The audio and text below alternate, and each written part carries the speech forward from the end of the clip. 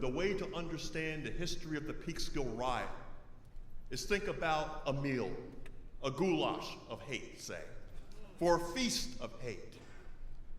Yes, the stove was in Cortland, for which at that time Peekskill was a part of, but the recipe was written and published in the Peekskill Evening Star.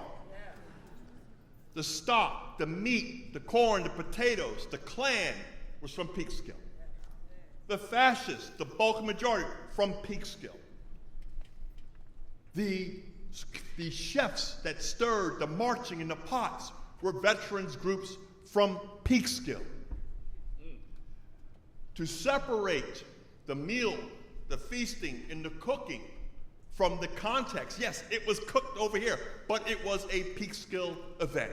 So much so that when the media went out of Who Woke Up, it was published in the Evening Star. It was the informer for the entire nation as well as the world.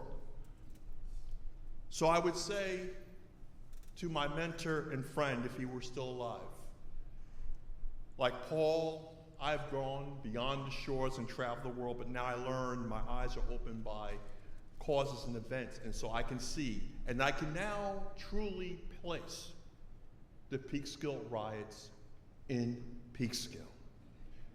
But added this, if it wasn't for those events of that day in 1949 when they went down to Harlem to inspire and fuel the outrage of resistance fighters and people who were veterans who came back to make sure that the second concert would go off without a hitch, my father was amongst those men in 1949.